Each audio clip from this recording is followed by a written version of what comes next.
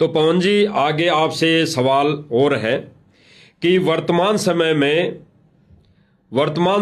90% हिंदू समाज श्री राम जी की, श्री कृष्ण जी की या ब्रह्मा विष्णु महेश जी को इष्ट मानकर भक्ति साधना कर रहे हैं, तो क्या ये भी गलत है?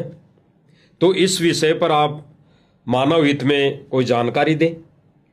देखो कजोड़ जी, ये तो मैंने अभी आपको क्लियर कर दिया सतगुरु रामपाल जी के ज्ञान से, सत्संग से, कि गीता जी अध्याय 7 श्लोक नंबर 15 में तीनों गुणों, रजगुण ब्रह्मा जी, सतगुण विष्णु जी और तमगुण शिव जी, इन तीनों देवताओं की पूजा करने वालों को 4 गालियां दी है। जो गीता का ज्ञान देने वाला जो ब्रह्म है, इनका जो पिता है ब्रह्मा विष्णु महेश का, जो कि गुप्त रहता है, सबको दर्शन नहीं देता, सबके सामने नहीं आता है, जिसको ज्योत स्वरूपी कहते हैं, वो साफ साफ कह रहा है अध्याय 7 श्लोक नंबर 15 में कि मेरी पूजा ना करके, मुझ ब्रह्म की पूजा ना करके, और जो माया के द्वारा ये 3 जो गुण हैं ब्रह्मा विष्णु महेश, जो इनकी पूजा में लगा हुआ, तीनों गुणों की पूजा में लगा हुआ है, वो राक्षस स्वभाव को धारण किए हुए मनुष्यों में नीच दूषित कर्म करने वाले मूर्ख लोग मुझ ब्रह्म की भी पूजा नहीं करते। तो गीता जी तो बिल्कुल क्लियर, उन्होंने साफ साफ बोल ही दिया है कि ब्रह्मा विष्णु महेश तक की पूजा किसी भी शास्त्र में नहीं है, कोई विधान नहीं है। अब आप कह रहे हैं कि पूरा का पूरा हिंदू समाज श्री राम और श्री कृष्ण जी की भक्ति पर आधारित है, श्री राम और श्री कृष्ण को अपना इष्ट मानकर उनकी पूजा करता है, तो क्या यह भी गलत है? सरासर गलत है। जब ब्रह्मा विष्णु महेश की पूजा का विधान नहीं है, तो राम और श्री कृष्ण जी तो उनके अंश अवतार हैं। ये तो उनसे भी थोड़ी शक्ति लेकर धरती पर आए थे। तो कहीं भी श्री रामचंद्र जी की पूजा का या श्री कृष्ण चंद्र जी की पूजा का विधान नहीं है। हां, मनमुखी पूजा आप चाहे पत्थरों की करो, दुनिया कर रही है। मनमुखी रूप से आप चाहे किसी जानवर की पूजा करो, बहुत सारे लोग कर रहे हैं, समाधियां बना बना के भैंसे की, गाय की पूज रहे हैं दुनिया, वो उनका अपना मता है। और जो लोग विशेषकर हिंदू समाज में श्री राम को अपना इष्ट मानकर पूज रहे हैं, श्री कृष्ण को अपना इष्ट मानकर पूज रहे हैं, तो उनकी वैसे तो पूजा का विधान नहीं है, फिर भी यदि वो उनकी पूजा करते हैं उनको इष्ट मान के, तो उनको मिलेगा क्या? देखिए, आप जिसको भी अपना इष्ट मान के पूजेंगे, उसके गुण स्वतः ही आपके अंदर आना शुरू होंगे, ऑटोमेटिक। आप जिसकी संगति करेंगे, अगर आप शराब पीने वाले की संगति करेंगे, तो ऑटोमेटिक आपके अंदर वैसे गुण आएंगे।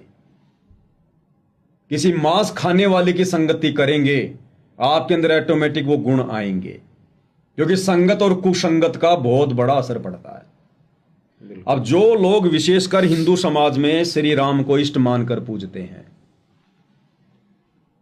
तो कैसे तो उनका भला होगा, कैसे उनकी मुक्ति होगी और कैसे उनके सद्विचार होंगे। इसीलिए तो पूरे समाज का मानसिक स्तर नीचे गिरा हुआ है, धार्मिक स्तर नीचे गिरा हुआ है। पहले यह तो देख लो कि जिसको मैं इष्ट मान के पूज रहा हूं, वो इष्ट मानने के योग्य है या नहीं है। उसके जीवन चरित्र के ऊपर एक नजर डाल लेनी चाहिए कि यदि मैं इनकी पूजा शुरू करूंगा इष्ट मानकर, तो इनके गुण स्वतः मेरे अंदर आएंगे। तो श्री रामचंद्र जी, जो कि त्रेता युग में राजा दशरथ के पुत्र थे, कौशल्या के गर्भ से पैदा हुए थे, जिनको मर्यादा पुरुषोत्तम की संज्ञा दी जाती है। अगर आप थोड़े ठंडे दिमाग से सोचोगे, निष्पक्ष होकर, मैं गारंटी देता हूं, कोई भी धर्म गुरु इस सवाल का जवाब नहीं दे सकता। कौन सा सवाल? कि श्री रामचंद्र जी ने अपने जीवन काल में अगर एक भी कोई धर्म का कार्य किया हो, तो आप उनके जन्म से लेकर उनकी मृत्यु तक उनके पूरे जीवन काल पर नजर दौड़ा के देख लीजिए। एक भी धर्म का कार्य श्री रामचंद्र जी के जीवन में आपको देखने को नहीं मिलेगा, सिवाय लड़ाई झगड़े और मार काट के। और क्या सीखेंगे हम उनके जीवन से? क्या सीखेंगे? अपनी औरत के ऊपर अविश्वास करना, यह सीखेंगे हम। जब 10 वर्ष तक सीता जी रावण की कैद में रही, उसके बाग में रही, उसके अधीन रही, और सीता जी को रावण ने बहुत ज्यादा जो है प्रताड़ित किया, डराया, धमकाया कि तू मेरी महारानी बनना स्वीकार कर ले, लेकिन सीता जी ने उसकी तरफ देखा भी नहीं। और उस सीता को रावण की कैद से छुड़वाने के बाद जब आप वाल्मीकि रामायण को पढ़ेंगे तो वाल्मीकि रामायण में साफ साफ लिखा हुआ है, रावण श्री रामचंद्र जी ने सीता को यह कहकर रिजेक्ट कर दिया था कि मैं तुझे अयोध्या वापस लेकर नहीं चलूंगा, तू अब मेरे योग्य नहीं है। हो सकता है तू रावण के संपर्क में आ चुकी है। अपनी पत्नी के ऊपर अविश्वास। लेकिन जब काफी लोगों ने समझाया, सीता जी ने भी हाथ जोड़ के प्रार्थना की, तब श्री रामचंद्र जी ने कहा कि पहले तू अग्नि परीक्षा दे, अगर तू रावण के संपर्क में नहीं आई है, उससे शारीरिक संबंध नहीं बनाए तूने, तो अग्नि में तेरा कुछ भी नहीं बिगड़ना चाहिए, और यदि तू रावण के संपर्क में आ गई तो तू जल के भस्म हो जाएगी। सीता तो पाकसाफ थी, उसने अग्नि परीक्षा को स्वीकार कर लिया और सबके समक्ष सीता जी जलती हुई, धधकती हुई आग में बैठ गई और सीता जी का बाल भी बाका नहीं हुआ। तब श्री रामचंद्र जी को यकीन हुआ कि हां, सीता पाक साफ है। तो क्या सीखेंगे हम श्री रामचंद्र जी से? उनको अपना इष्ट मानकर उनकी भक्ति करके अपनी धर्म पत्नी के ऊपर अविश्वास करना। क्या इससे हमारे घर में झगड़े नहीं होंगे, मनमुटाव नहीं होगा? हमारी संतान पे क्या असर पड़ेगा?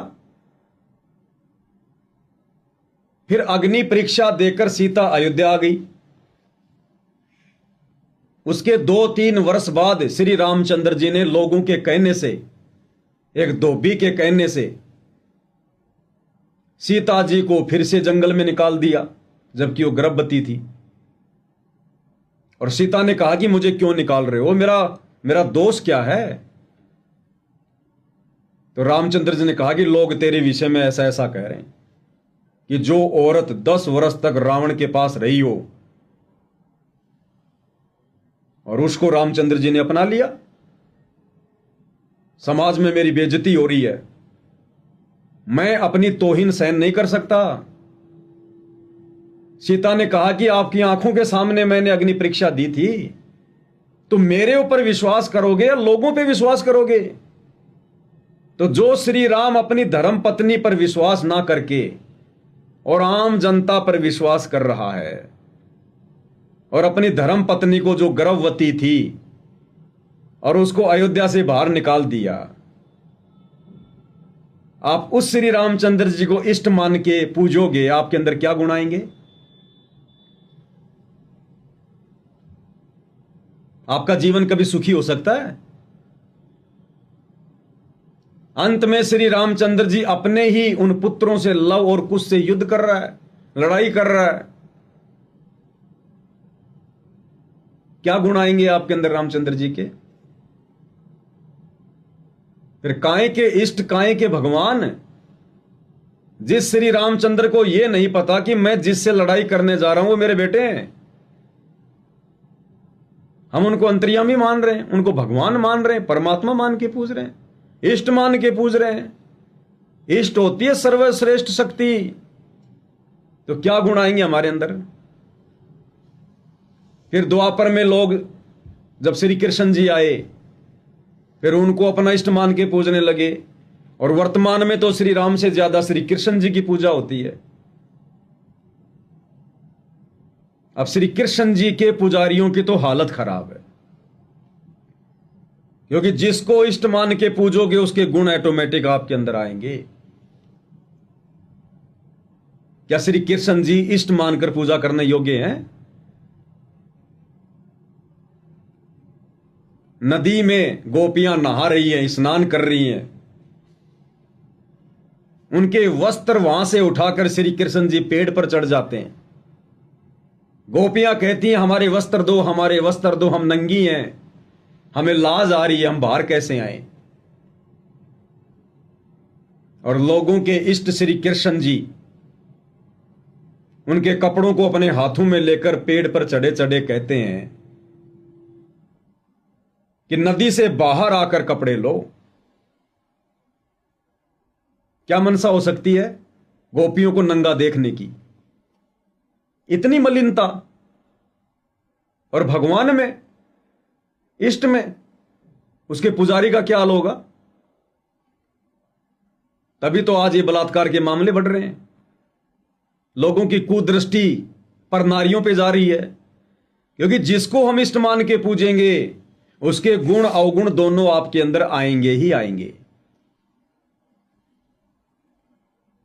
श्री कृष्ण जी ने 8 शादियां की, 8 उनकी औरतें थी। उसके अलावा उन्होंने कितनी स्त्रियों के साथ संभोग किया? एक राजा से युद्ध में 16,000 कुछ औरतें जीत कर लाए, उन सबके साथ उन्होंने संभोग किया। गोपियों के साथ उन्होंने संभोग किया। कुब्जा का वो कुब्ज ठीक करके उसके साथ में उन्होंने मिलन किया। ये भगवान के लक्षण है। ये क्या भगवान भी इतना काम वासना में प्रेरित होता है? क्या भगवान भी कामी होता है? अरे लोग तो भगवान की साधना इसलिए करते हैं कि हमारे 5 विकार, काम, क्रोध, लोभ, मोह, अहंकार, ये हमसे दूर हों, जो भक्ति में बाधक हैं, जीव को स्थिर नहीं होने देते, उसकी बुद्धि को विचलित रखते हैं। और जिसकी हम इष्ट मानकर साधना कर रहे हो खुद ही कामी है, खुद ही वो क्रोधी है। कितने लड़ाई झगड़े किए होंगे, कितने युद्ध किए होंगे, तो हमारे अंदर क्या गुण आएंगे? क्या इंसान सुखी रह सकता है? क्या परिवार सुखी रह सकता है? तभी तो आज देख लो पूरी दुनिया में आग लगी पड़ी है, घर घर में झगड़े हैं, विषय वासनाओं की बौछार हो रखी है। क्योंकि जिनकी हम पूजा करेंगे उनके गुण हमारे अंदर आएंगे ही आएंगे। अब असल में पूजा करने योग्य इष्ट कौन है? असल में भक्ति किस भगवान की करनी चाहिए? अब इस विषय में केवल सतगुरु रामपाल जी ने आके बताया, वेदों को खोल खोल के बताया, गीता जी को खोल खोल के बताया, एक एक श्लोक को समझाया कि नादानो भक्ति तो उस समय शुरू होगी जब हमें पहले यह पता चलेगा कि भगवान कौन है। आज तक किसी ने बताया है तो नहीं, सतयुग से लेकर वर्तमान तक, संत रामपाल जी के अलावा किसी ने बताया हो कि एक परमात्मा कौन है? आप उस महापुरुष का नाम बता दो। आपने शिरडी के श्री साईं बाबा का नाम सुना होगा। उनका क्या नारा था? सबका मालिक एक। मुंह से बोलते थे सबका मालिक एक, और यूं उंगली करते थे, सबका मालिक एक। क्या उन्होंने अपने जीवन काल में कभी किसी को बताया कि वो सबका मालिक एक कौन है? उसकी क्या भक्ति है? वो कैसे मिलेगा? उनको खुद को नहीं पता था। केवल एक नारा बना रखा था, जैसे वर्तमान में लोगों ने नारा बना रखा, जय श्री राम। पता है ही नहीं जय श्री राम का, मुंह में तो गुटखा भरा है, नारा लगाते समय आधा तो थूक बाहर निकलता है। गाड़ियों के पीछे लिखा लेंगे हिंदू, कट्टर सनातनी। ना हिंदू की परिभाषा का पता, ना सनातन की परिभाषा का पता। उनकी गाड़ी का गेट देखिए आप, गुटखा जर्दे के थूक से लाल हो रखा होता है, मुंह से उनके बदबू आती है, फिर भी कहते हैं हम हिंदू हैं, हम सनातनी हैं, सनातन का झंडा विश्व में फहराएंगे। क्या करोगे? सबके गाड़ियों के गेट लाल करवाओगे, सबको श्री राम की भक्ति पे लगाओगे, श्री कृष्ण की भक्ति पे लगाओगे, घर घर में कामी क्रोधी लालची पैदा करवाओगे, पूरे संसार का बेड़ा गर्क करवाओगे। तो अपने आप को हिंदू कहने वाले, सनातनी कहने वालों से प्रार्थना है, थोड़ा धैर्य से काम लो। हम जानवर थोड़ी हैं जो भैंसे को भैंसा दिख गए तुरंत मारने को दौड़ पड़े, सींग में सींग फंसा दिया। हमें परमात्मा ने मनुष्य जन्म दिया है, हम इंसान हैं, जानवर नहीं हैं। हमारे को परमात्मा ने बुद्धि दी है विशेष, किसी की बातों पर चिंतन मनन करने के लिए, मंथन करने के लिए, सोचने विचारने के लिए। शील, संतोष, विवेक, दया, अक्षमा, ये कुछ परमात्मा ने हमें विशेष बातें दी है। तो लोगों को थोड़ा विचार करना चाहिए कि वास्तव में हम सनातनी है या नहीं है। ये चारों वेद क्यों लिखे गए हैं? मनोरंजन के लिए लिखे गए हैं क्या? ये 18 पुराण क्यों लिखे गए हैं? मनोरंजन के लिए हैं क्या? गीता जी को पढ़ने की सलाह क्यों दी जाती है? गीता का ज्ञान क्यों दिया गया? बच्चों को सुलाने के लिए थोड़ी दिया गया, लोरियां सुनाने के लिए। तो समस्त हिंदू समाज को इस बात पर विचार करना चाहिए, दिमाग को थोड़ा ठंडा रखो। अन्यथा ये 4 दिन का जीवन है, और वैसे आजकल मौत का भरोसा नहीं है। आए दिन तो बसों में आग लग रही है, आए दिन रोड पर एक्सीडेंट हो रहे हैं। सुबह आदमी घर से निकलता है, शाम का पता नहीं ढंग से आएगा नहीं। कितनी प्रकार की बीमारियां हो रही हैं। इंसान को बिल्कुल भी इस बात का अनुमान नहीं है कि तू सुबह घर से निकलेगा शाम को आएगा कि नहीं आएगा। तो थोड़ा विचार करना चाहिए भाई। ये मनुष्य जन्म कोई सुबह खाया, दिन भर बैल की तरह कमाया, शाम को आगे सो गया, केवल इसीलिए नहीं मिला है। 84 लाख योनियों से भिन्न सर्वश्रेष्ठ ये मनुष्य योनि हमें दी है परमात्मा ने। भगवान को पहचान कर उसकी भक्ति करके मोक्ष करवाने के लिए। और भगवानों की जानकारी मिलेगी आपको सनातनी ग्रंथों में, सनातनी शास्त्रों में। और उन ग्रंथों को कौन समझ पाया? उस सच्चे गुरु की आपने पहचान करनी पड़ेगी। पहचान कैसे होगी? उनके प्रवचन सुनने से, उनके सत्संग सुनने से। पक्षपात से दूर हटकर निष्पक्ष होकर जब तक आप किसी चीज को नहीं जानना चाहोगे, आप निष्कर्ष पर नहीं पहुंच सकते।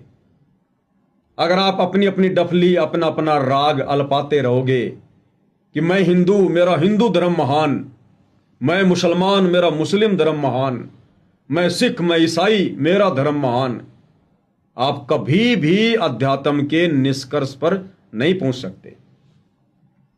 उसके लिए आपको धैर्य की जरूरत है, सामने वाले के प्रवचनों को सुनने की जरूरत है, और सुनकर फिर उसका निर्णय करने की जरूरत है। तो सतगुरु रामपाल जी के सत्संग सुने बिना, सबकी जेब में मोबाइल है, यूट्यूब पर जाओ, सर्च करो सत्संग संत रामपाल जी। और मैं तो प्रार्थना करूंगा, जब तक आप सृष्टि रचना को नहीं सुनेंगे बार बार, तब तक आप संत रामपाल जी के सत्संग भी नहीं समझ पाएंगे।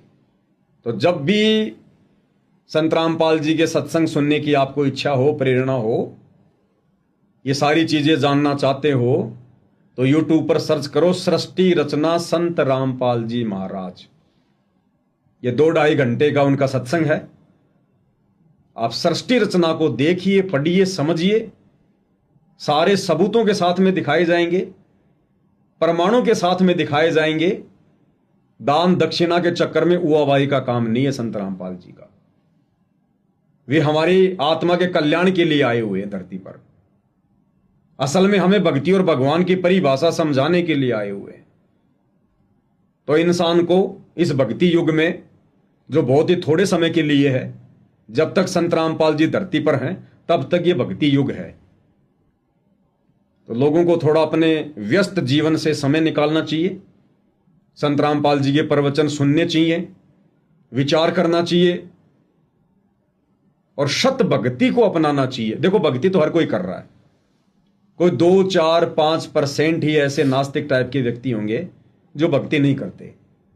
बाकी विशेषकर हिंदू समाज में तो हर घर में पूजा पाठ आदि अधूरी किसी न किसी की होती है। तो पूजा पाठ तो वर्तमान में आप कर ही रहे हैं, 10, 15, 20 मिनट, आधा घंटा तो भगवान की भक्ति को दे ही रहे हैं। तो क्यों ना थोड़ा सा सच्चाई की तरफ बढ़ें, पहले सच्चे भगवान की पहचान कर लें, सच्चे धर्म कर्म की पहचान कर लें। और बिना गुरु के भक्ति शुरू नहीं होती, तो सच्चा गुरु कौन है उसकी पहचान कर लें। और पहचान होगी सामने वाले के विचार सुनने से, उनके सत्संग सुनने से, और कोई तरीका नहीं है। तो लोगों को सतगुरु रामपाल जी के सत्संग सुनने चाहिए, सृष्टि रचना को ध्यान से पढ़ना चाहिए, देखना चाहिए, विचार करना चाहिए। अन्यथा पल पल ये हमारा मनुष्य जन्म बर्बाद हो रहा है। भक्ति केवल मनुष्य शरीर से हो सकती है, मोक्ष केवल इसी शरीर से प्राप्त किया जा सकता है भक्ति करके। बाकी जितनी भी योनियां हैं, गधे, कुत्ते, सूअर, गाय, बैल, भैंस, ऊंट, मक्खी, मच्छर, कीट, पतंग, आप गाय का दूध निकालते उसको रामायण समझाइए, महाभारत समझाइए और बोलिए राम भगवान, श्री कृष्ण भगवान, राम राम जप, राम राम जप।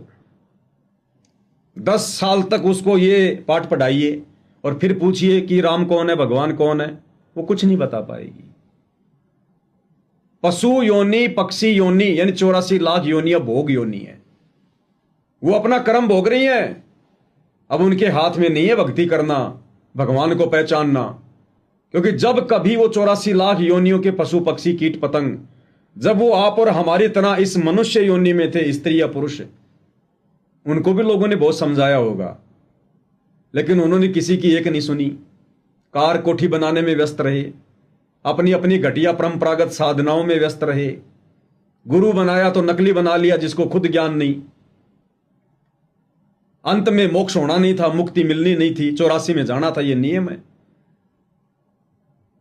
फिर वो बन गए गाय, गधा, भैंस, हाथी, सुअर, शेर, भालू।